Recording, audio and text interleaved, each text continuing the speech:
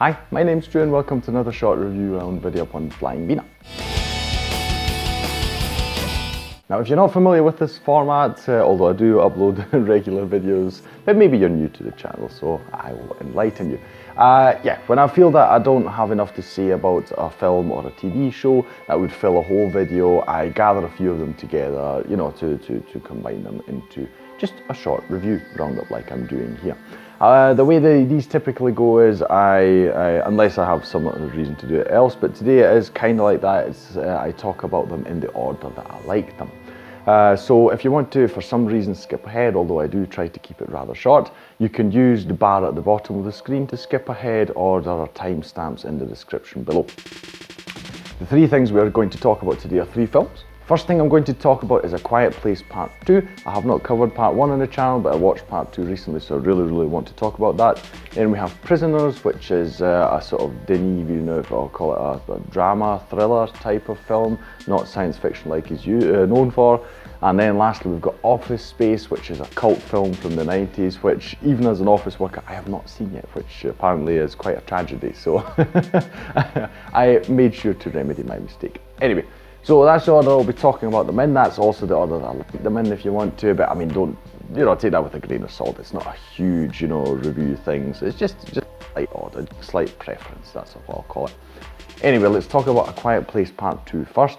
I really like the first one. I love the horror aspects of it. Sound is such an underutilized thing in film generally, nowadays, I mean, when you think of the big actiony films, etc., it's like louder and bigger is better. It doesn't always have to be. A Quiet Place proved that, silence can be really powerful, especially in a horror setting, of course, especially if you've got monsters that react to noises, who are really good at hearing.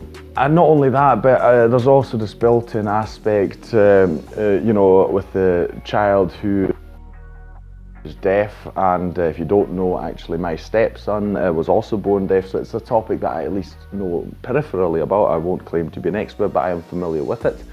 For that very reason, I also love the film Sound of Metal a lot. I'll leave a link to that at the end of my review if you want to see that as well. Highly recommend that film. But yes, so I was really interested in watching Part 2, didn't get around to seeing it in the cinemas when it came out, but I was still very interested because I really love the setting and the story and the family from the first one. Now the second one is actually, I was first hit by it just being so short. It's an hour and 37 minutes I think, and it makes full use of that runtime, so we've just got a story that keeps going and going. And we've got various things happening. The family, they realise that they can't stay in their house, they have to go somewhere else, so they're looking for somewhere to go, trying to find other people, maybe there's a sanctuary somewhere, all these kind of things. They meet someone from their past life, and there are various issues there of trust and all sorts of things, and we've got various storylines, and the thing climbs really climbs to a climax. It's not my best wording, never mind, can't think of anything else right now. But yeah, so we've got various storylines that all build in tension, and there's like I say, a huge climactic moment, and it works really well. So I really enjoyed that. Just as a whole, the acting's wonderful. We again get a little glimpse into just difficulties of communication, of what it's like to be a person without hearing. And again, sound is used really well. So we've got scenes where just the sound drops completely, or if we're just so tensed up because we don't want people in the shot to make sounds. It overall just works so well. The only nitpick I really have with the film is just it ends so abruptly. It's really crazy. Now I read up that John Krasinski, who wrote and directed this wonderfully, by the way, it looks amazing. It really looks wonderful. So great job there. He's actually working on a third one, which I'm happy about, because this one, like I say, just ends so abruptly. You're like, what's going on? I was so surprised by it, but yeah, it's really great. Don't have anything bad to say about this film. Check it out if you like horror. I mean, it's not even that much horror, but you've got some really great tense moments here. Loved it from start to finish. Second film we're going to talk about is Denis Villeneuve's Prisoners.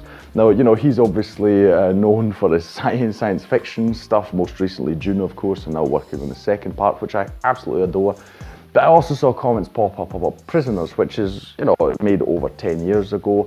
It's a small thriller. It was, I felt very drawn to it once I started watching. I mean, it's about a father losing his daughter. Actually, well, in this case, two families even losing their kids.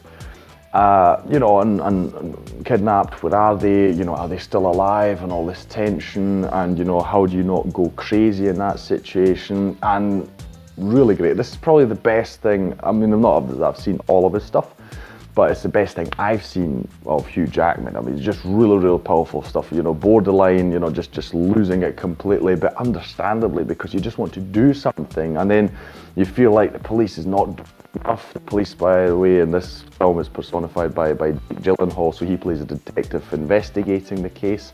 And you see his frustrations, he wants to do it, he wants to find the bad guy. It doesn't always work out. At the same time, he's dealing with Hugh Jackman's character trying to do all sorts of things that might even interfere with the investigation, and so you've got a lot of tension there.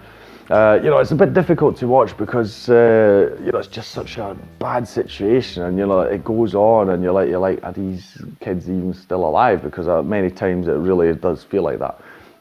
You'll have to watch the film to find out what happens, but I'm just saying that it's, in that sense, not an easy watch, but I really enjoyed it for the portrayal, at least by those two actors. High recommendation there if you want to watch something from Denis Villeneuve that is not science fiction, I mean, you've got Blade Runner, you've got Dune, you've got Arrival, he does so many things, but really, I love him, he's really great. Last thing we're going to talk about is Office Space. Now, I was told, I mean, there's so many great scenes and jokes and everything in it. And granted, I mean, of course, it's a bit dated, not too much, a bit dated. I mean, it came out in the 90s, or was it 2000? I don't know, but around the millennium, the turn of the millennium. I mean, yes, it is funny, it is great, it is funny how, I mean, I've worked in an office now for, let me think, 18 years now. I've worked in office spaces. Luckily not in such cubicles, but still, and yeah, you just have these archetypes and they reappear, and it is funny to see them, personified in this film as well.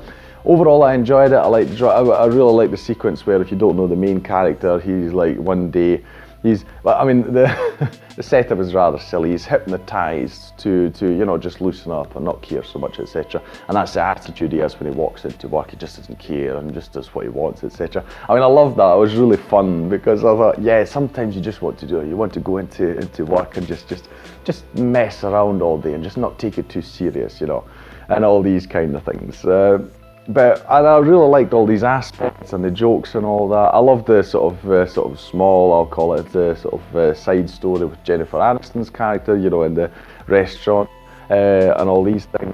What I really didn't care about was this plot that sort of, brought it to a conclusion with them trying to embezzle money from the company, or steal it, I suppose you could say, even outright stealing it. I really didn't like that aspect. I would hope that, if they revisited the concept, they would find another way to conclude the story, because it was just such a shame, because, that went down, just a sort of criminal path. I mean, it doesn't end badly, but, it's still just a shame. It's kind of a bit of a negative way to, let that story progress, and just trying to find some other creative way to just keep it on a nice, funny, and a bit loose.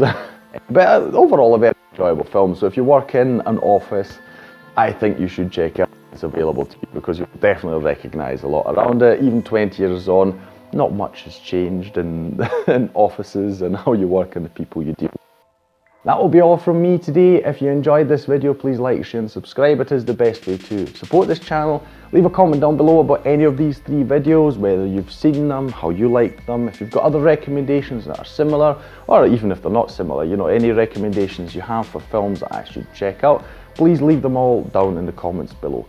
Like I said, I'll leave a link to my review of Sound of Metal at the end here, if you're interested in another film where someone deals with hearing issues. In this case, it's someone actually going deaf, which is also obviously a very tense journey to go on.